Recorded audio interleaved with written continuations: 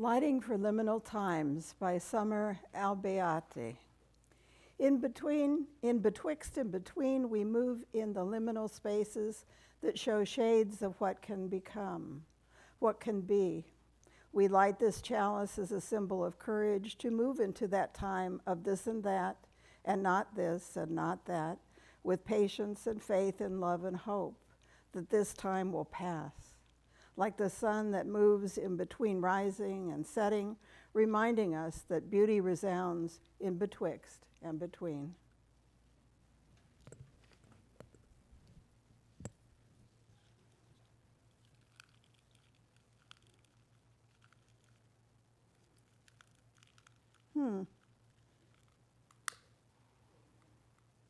We almost had a lot of betwixt and between.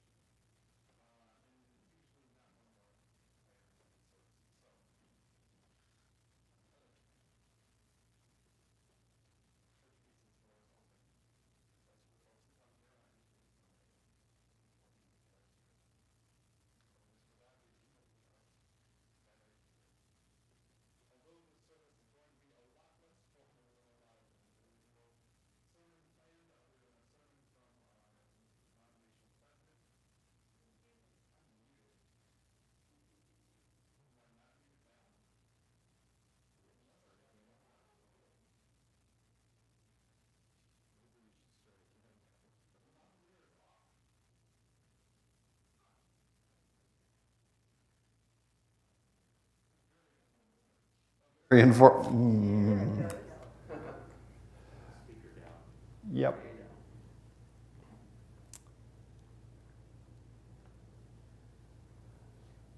So the reason that that's important is that there are 15 people in the live stream watching, and they can't actually hear a word that we say if we're not on microphones. So this will be a less formal service than usual. We will tell some stories. We will read some poems. We will hear a message from Susan Frederick Gray at the UUA, and we will be together. So whether you are here in person in this room, whether you are joining us on our live stream, welcome. It is good to be together. And we'll join in singing. And we kind of clump all the Christmas carols together, but they all have distinct purposes. O Come, Emmanuel is an Advent hymn.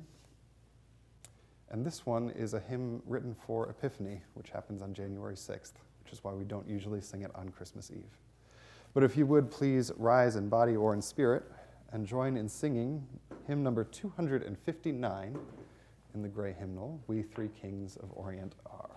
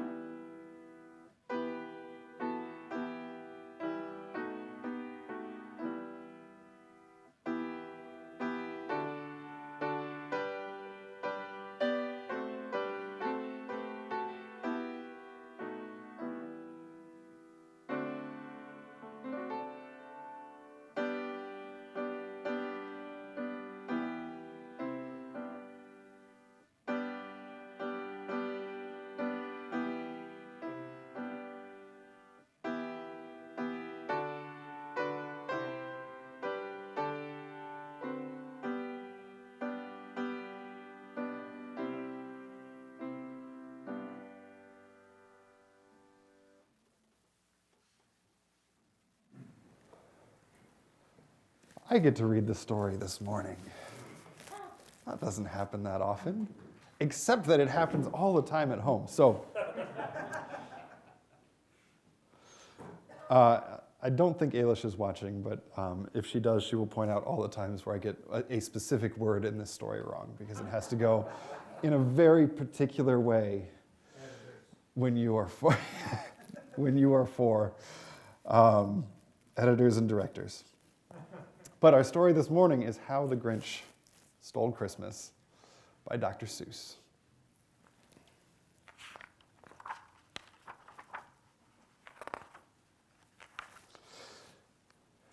Every Who down in Whoville liked Christmas a lot, except for the Grinch, who lived just north of Whoville, who did not. The Grinch hated Christmas, the whole Christmas season. Now, please don't ask why. No one quite knows the reason. It could be that his head wasn't screwed on just right. It could be, perhaps, that his shoes were too tight. But I think the most likely reason of all was that the Grinch's heart was 2 sizes too small.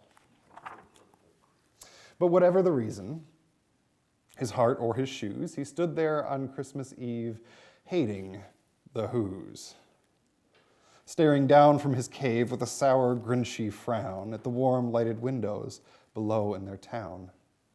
For he knew every Who down in Whoville beneath was busy now hanging a mistletoe wreath. They're hanging their stockings. He snarled with a sneer. Tomorrow is Christmas, it's practically here. Then he growled with his Grinch fingers nervously tapping, I must stop Christmas from coming. For tomorrow, he knew, all the Who girls and boys would wake up bright and early, they'd rush for their toys, and then, noise, that's the thing that he hated, the noise. And then the Whos, young and old, would sit down to a feast, and they'd feast, and they'd feast, and they'd feast. They would feast on Who pudding and rare Who roast beast, which was something the Grinch couldn't stand in the least. And then they'd do something he liked least of all. Every Who down in Whoville, the tall and the small, would stand close together with Christmas bells singing. They'd stand hand in hand, and the Whos would start singing. They'd sing, and they'd sing, and they'd sing. And the more the Grinch thought of this Who Christmas sing, the more the Grinch thought, I must stop this whole thing. Why, for 53 years, parenthetical, Theodore Geisel was 53 years old when he wrote How the Grinch Stole Christmas. For 53 years I've put up with it now. I must stop this Christmas from coming. But how? Then he got an idea. An awful idea. The Grinch got a wonderful, awful idea. I know just what to do. The Grinch laughed in his throat, and he made a quick Santa Claus hat and a coat. And he chuckled and chuckled, what a great Grinchy trick. With this coat and this hat, I look just like St. Nick. All I need is a reindeer. The Grinch looked around, but since reindeer are scarce, there was none to be found. Did that stop the old Grinch? Or no? The Grinch simply said, if I can't find a reindeer, I'll make one instead. So he called his dog Max.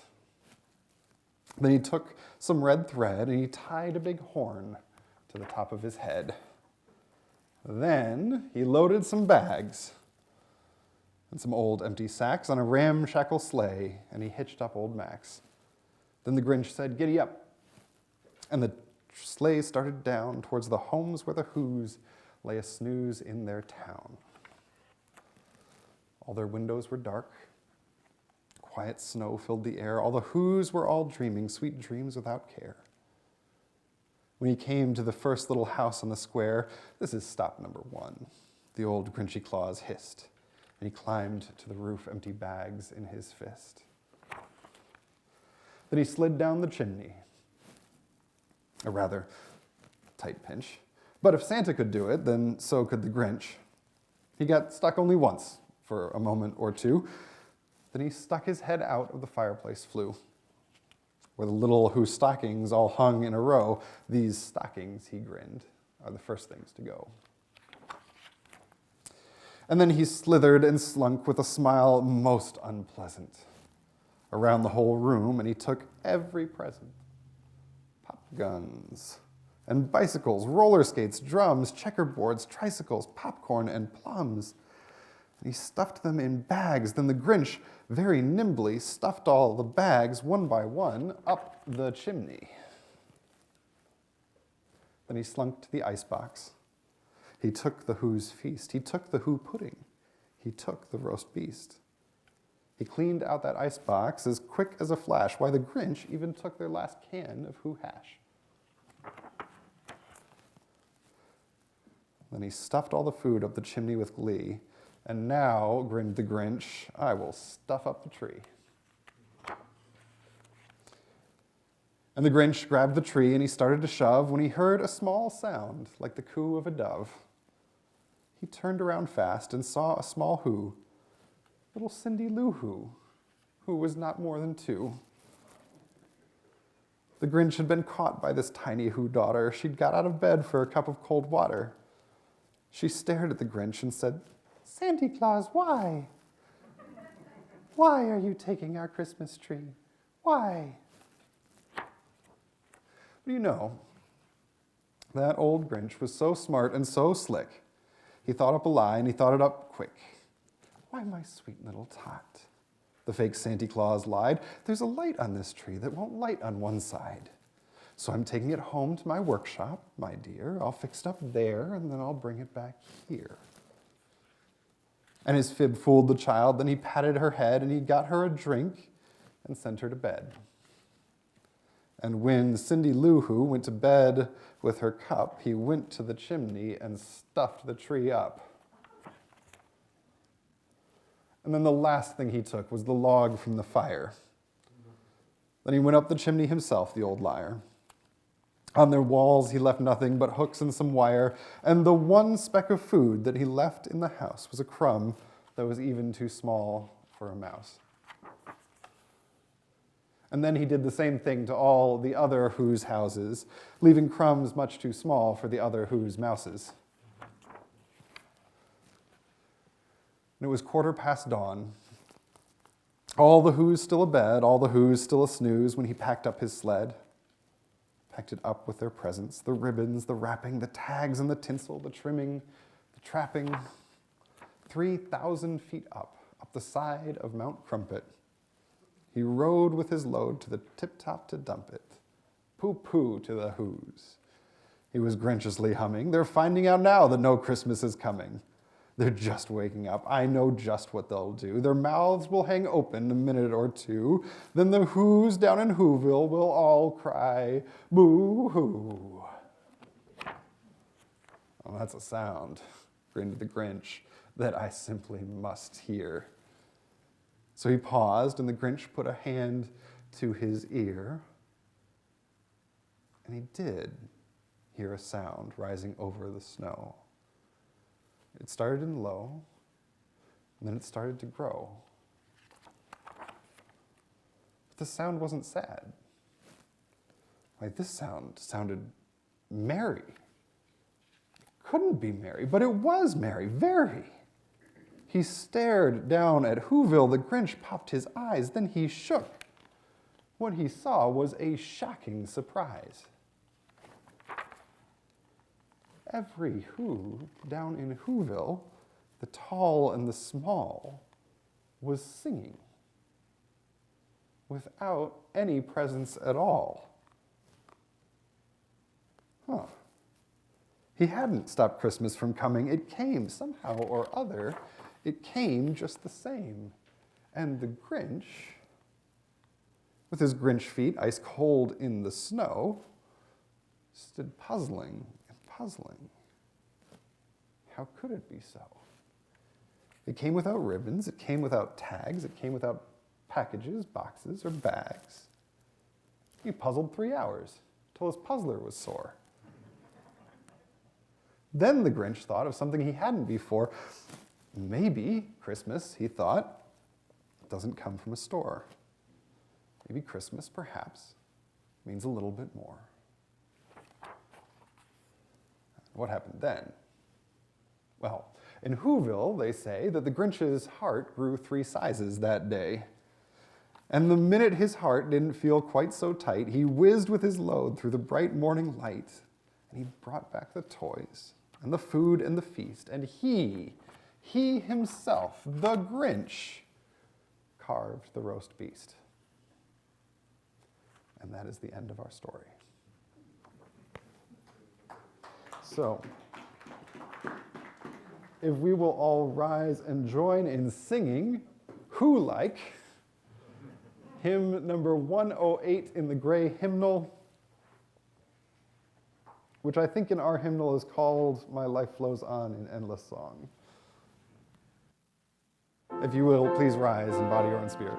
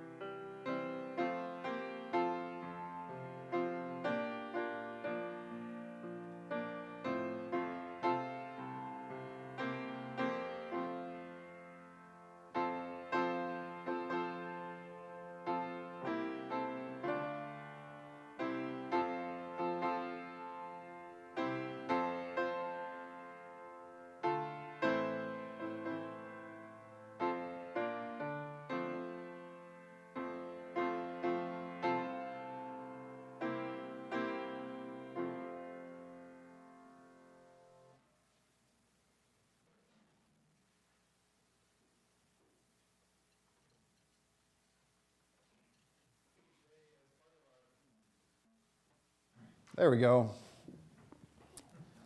Each week, as part of our service, we set aside time to share the joys and sorrows of our life together. This is at times even more poignant, especially as we come near the holidays. So we'll do this as we do when we are in this multi-platform space. In a moment, I'll ask you to speak the names of people or families that you are holding in sorrow this morning into this shared space. Folks will also post in the live stream, and I will repeat those names into this space as well. Who are we carrying in sorrow this morning?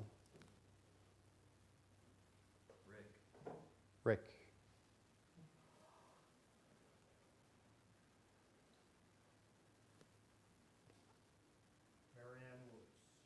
Marianne Woods.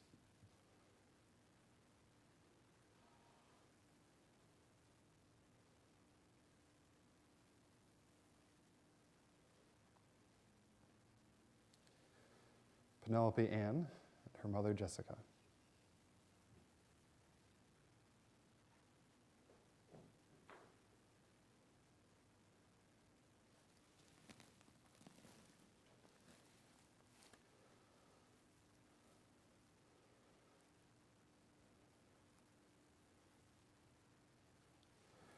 Sarah and Thomas. Continuing concern for our brothers David and Mark.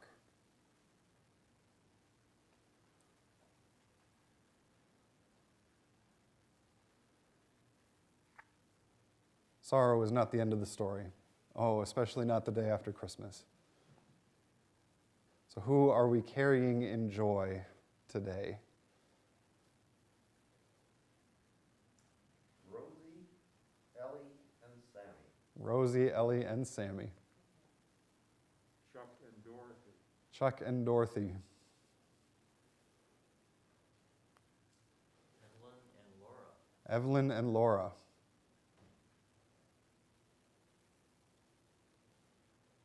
I just want to say that on this date in 1978, we got married in this church. Barb Brandt got married on this date in 1976? 78 in this church.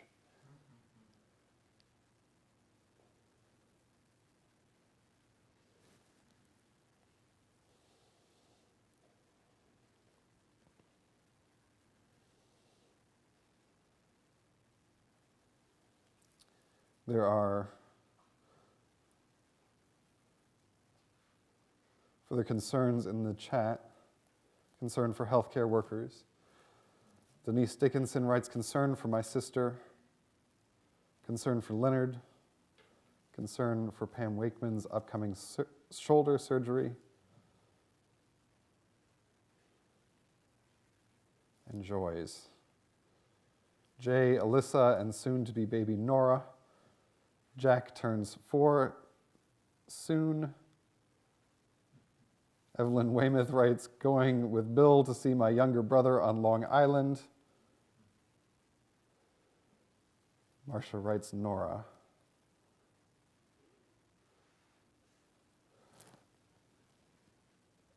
There is also a concern in the chat. So Joellen, if you can hear me, I don't know what's going on with the audio today. We will figure it out, but we will probably not be able to solve it in this service in this moment. So give us a little bit to figure out what's going on for you.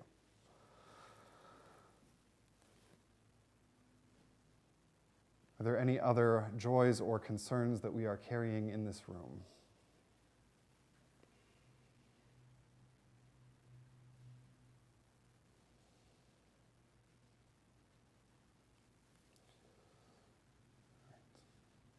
Well, we know, too, that there are joys and there are sorrows that are unspoken. That in this season of silence and peace, that the silence carries weight. So for all those joys, all those sorrows, not spoken but no less deeply felt for it, we hold them in our hearts as well. Amen. Will you please join me? We'll stay seated for this one in singing our next hymn, number 123, Spirit of Life.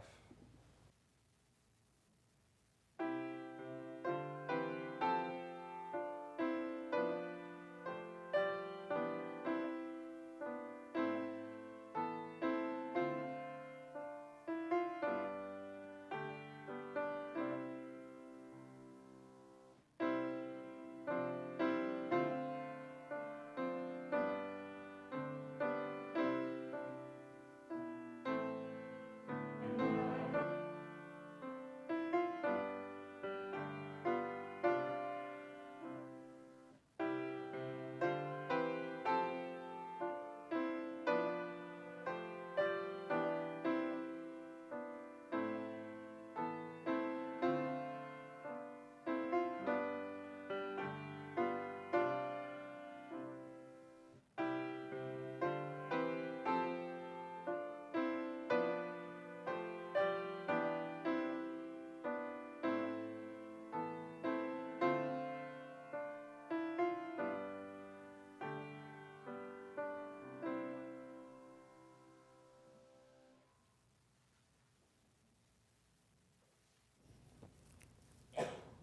So I'm not preaching this morning. About a month or two ago, the Unitarian Universalist Association said we're going to give all the ministers in the association a gift this Christmas. We are going to have the president of the denomination record a holiday homily. Use it as you will. So many of us immediately penciled in this homily for December 26th. And then 2 weeks later, we watched it and realized that Susan talks about the upcoming holidays throughout it. So know that we are all imperfect, including the UUA and people who schedule things before they actually see what they are. But the message, regardless of the dates that she is talking about, stays the same. So Susan Frederick Gray was elected the president of the Unitarian Universalist Association 5 years ago now. Is that right?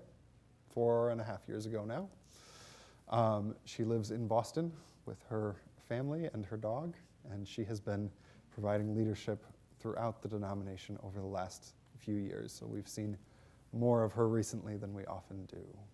So with that, I will welcome the recorded version of Susan Frederick Gray to our sanctuary this morning. Dear ones, I'm going to be honest with you.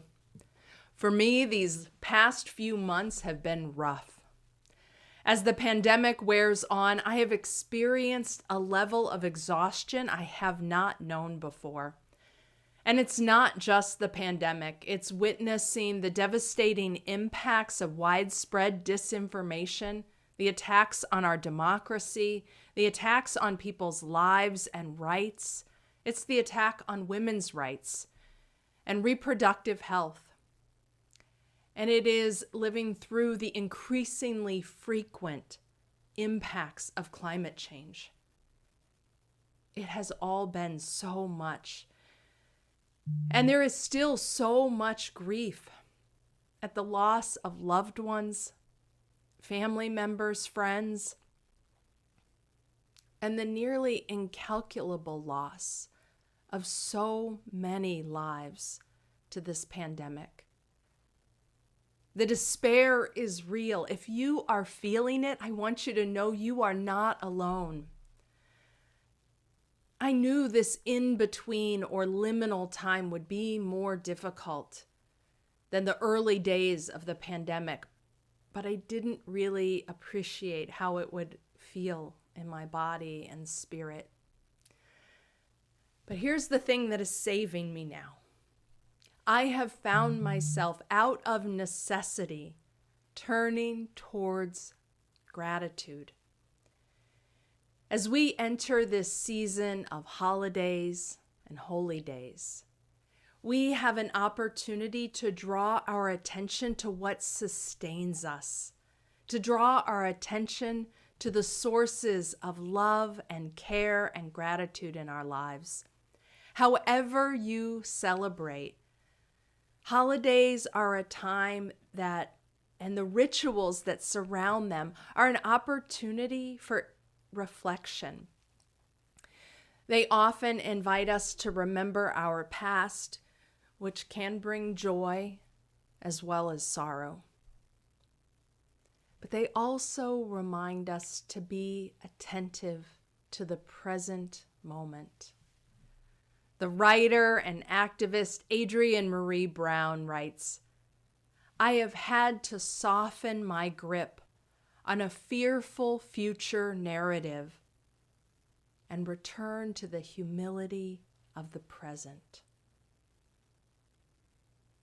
I have had to soften my grip on a fearful future narrative and return to the humility of the present.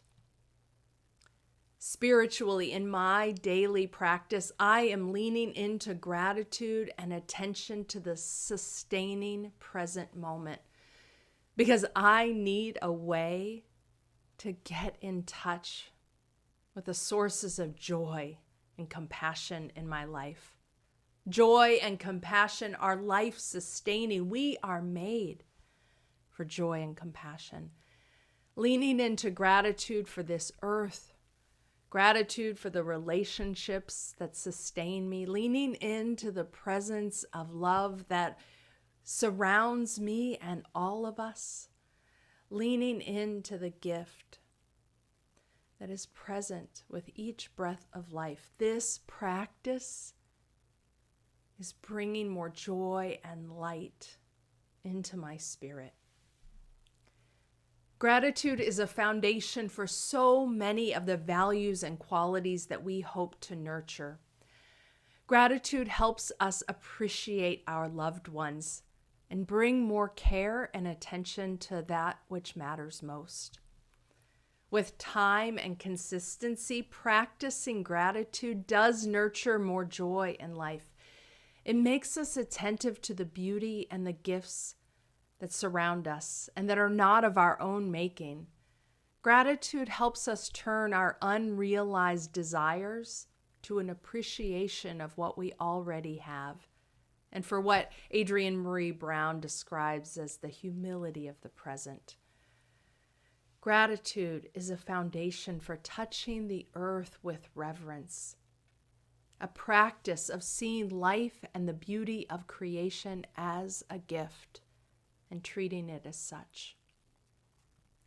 Practicing gratitude, being intentional in taking time to name what we are grateful for, also reminds us of our fundamental interdependence. When I ask myself, what am I grateful for? I think of the people that I love and who love me. I think of the relationships that sustain me. I think of my sweet dog and how much I love him, how grateful I am for his presence in our family. I think of the gift of the earth. I open my attention and give thanks for the blue sky or the rain, for the trees and the sun, for the wind and the life-giving water. I remember the fundamental interdependence in which I am held, in which all life is held. And I feel that as a source of strength and connection.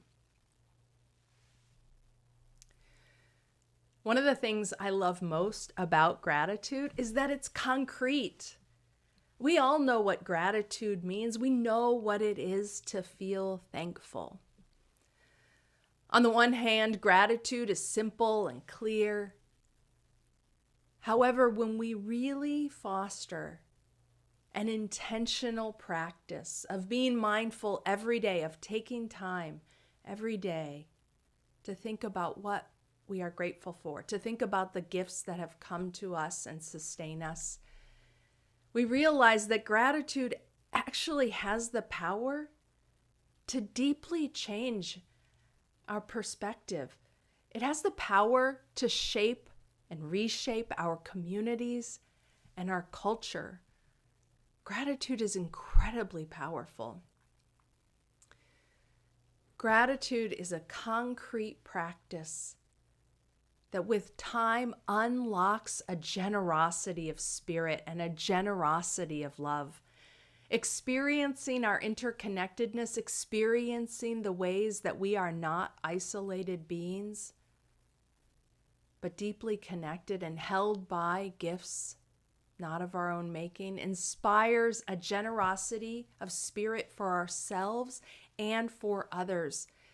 It inspires a desire to nurture those connections with love, to pay more attention to what matters.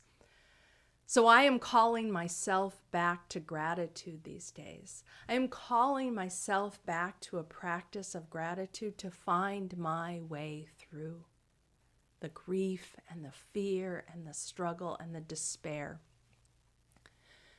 Now, to be clear, this practice of gratitude doesn't make our grief or my grief go away. And it doesn't mean I don't still have moments of fear and anger or feel gripped by despair. Intentional spiritual practice actually makes space for all of us to welcome whatever is present in our hearts. And gratitude reminds me that that is not all that life holds for me. There are so many ways to create a regular practice of gratitude. I know people who have gratitude journals who spend a little time each day writing down 1 or 2 or 3 things that they were grateful for from that day. Many years ago, I had a practice where every time I would cross the threshold of my home, either to leave or to come back home, as I crossed the threshold, I would pause and take a breath, and I would recall something that I was grateful for from the day or from the morning. These days, I am making time in my morning practice to ask myself what I am grateful for and to open my heart to those gifts. When our spirits are worn and weary from grief and loss and fear and anger, which legitimately our spirits are rightfully weary. When we are too short with ourselves or others, too impatient or critical or negative with ourselves or others, gratitude can be a practice that nurtures in us a generosity of spirit, a generosity of kindness. So much right now seeks to isolate us, to divide us, to wear us out and wear us down. Turning towards a concrete practice of gratitude helps combat the ways in which we are being called to isolation and division, because gratitude actually turns us toward each other. Reminds us of our interconnectedness, which is so critically, spiritually needed in our world these days. I know there are times in our lives when our despair and our grief is so great that we may not be able to even name one thing we are grateful for. I know those days are real. However, I also know that even if nothing comes, that just calling our attention to look for things we are grateful for helps open our eyes, our attention, our spirits, so that with time, we can become more aware of the gifts around us. Gratitude and practicing gratitude each day has been saving me. It's been reminding me of joy. It's been inspiring in me more joy, compassion, pleasure, humility. It's been reminding me of the gifts that are present in each moment. And finally, I want to say how grateful I am for all of you, and how grateful I am for this faith that we share. This faith that nurtures and sustains and holds me in these days. My prayer for you, my offering for you, I pray that there may be more moments of gratitude and joy in your days. And know that we are, all of us, deeply connected by unseen but real threads of compassion, of humanity and care. And that this is a source of strength and love in our lives. Blessings to you, blessed be, and I love you.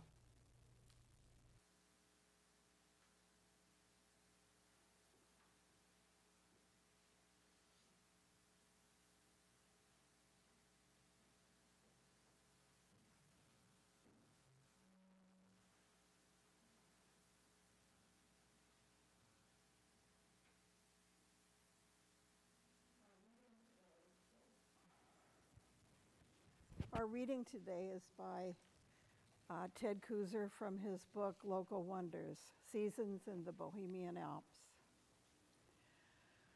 Life is a long walk forward through the crowded cars of a passenger train, the bright world racing past beyond the windows, people on either side of the aisle, strangers whose stories we never learn, dear friends whose names we long to remember, and passing acquaintances whose names and faces we take in like a breath and soon breathe away. There's a windy, perilous passage between each car and the next, and we steady ourselves and push across the iron couplers clenched beneath our feet.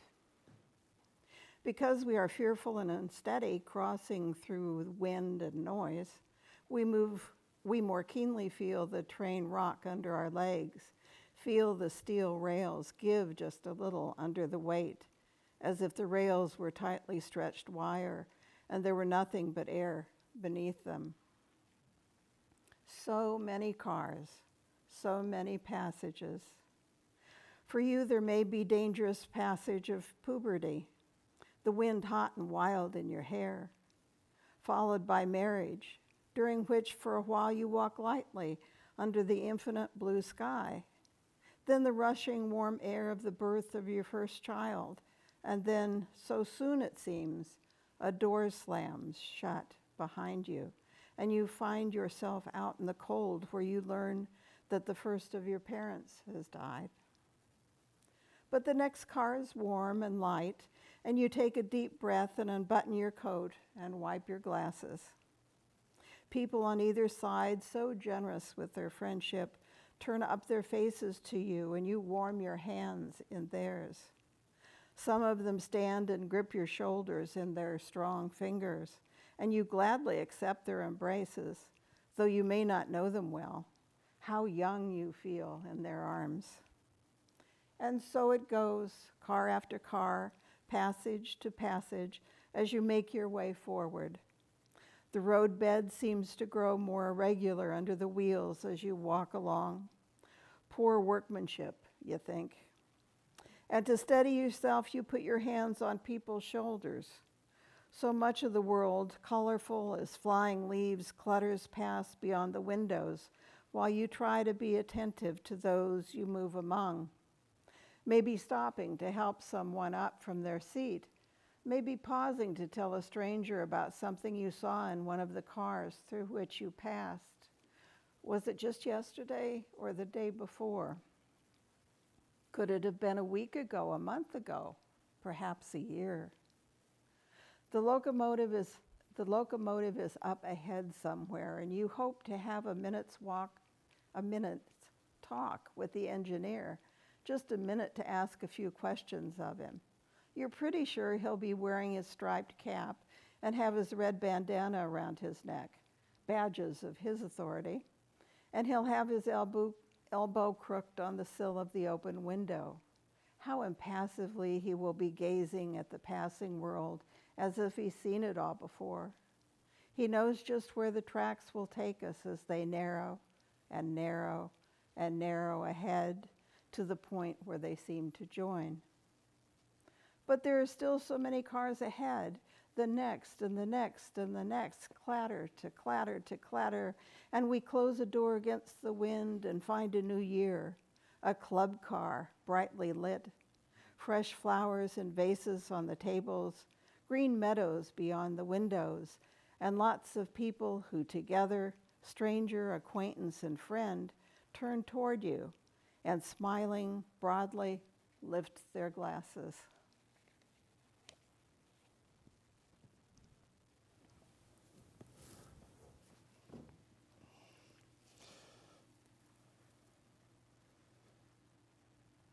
This morning, Archbishop Desmond Tutu died.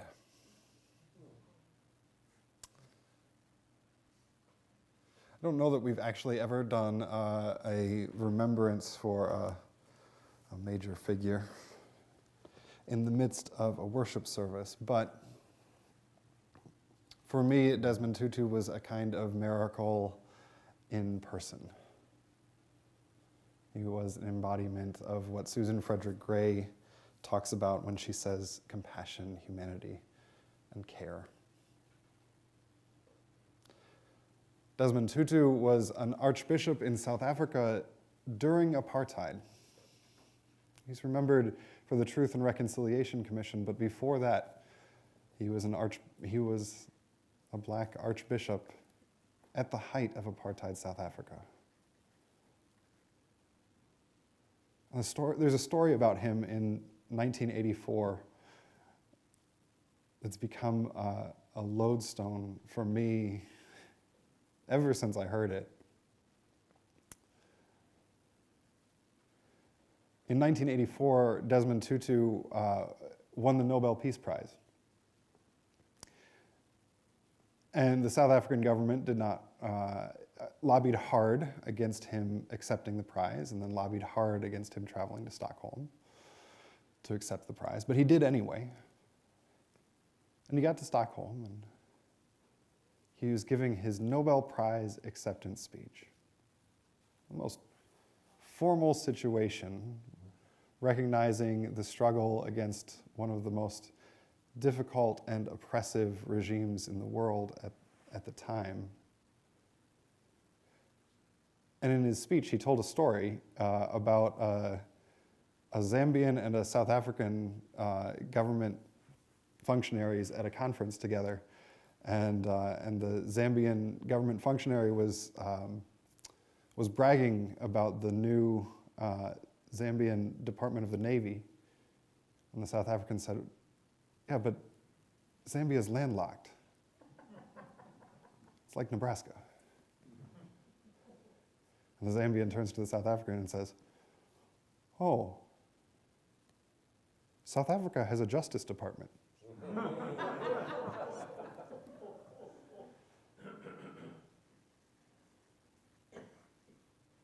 I think more than anybody, Desmond Tutu, as a religious figure, embodied that humor and joy can be tools for resistance and flourishing as much as anything else that we do.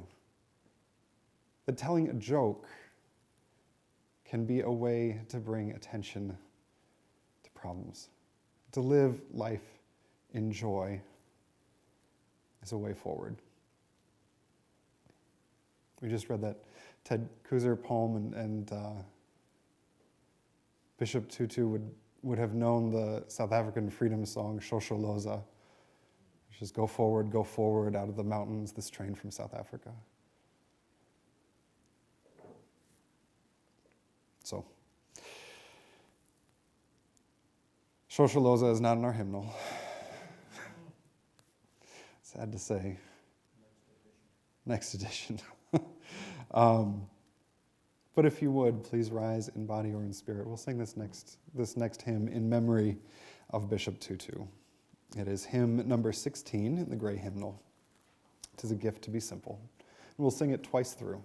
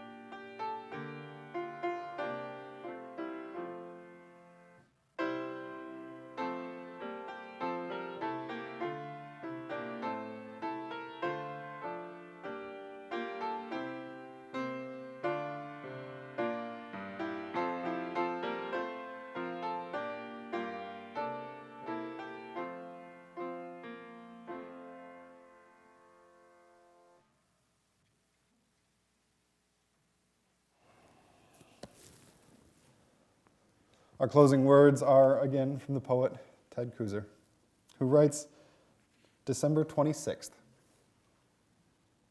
A little snap at one side of the room, and an answering snap at the other. Stiff from the cold and idleness, the old house is cracking its knuckles. Then the great yawn of the furnace, even the lampshade is drowsy, its belly full of warm yellow light. Out under the moon, though, there is at least one wish against this winter sleep. A road leads into the new year, deliberate as a bride in her sparkling white dress on new snow. As we go into this new year together, be well, everybody. Go in peace. I will see you in a couple weeks. We'll close with Bill playing one piece. I do have one last programming note. When we designed this service, we imagined that there would be 4 people here, and that it would be awkward to do an offering with 4 people here. There are indeed 22 people in this room and another 35 watching online. So, as Bill plays this next song, we'll call this our offering. The ushers will pass a plate if you're moved to give. You can also give by texting UC Lincoln to 73256. Thank you for your generosity. Go in peace, and we will see you in the new year.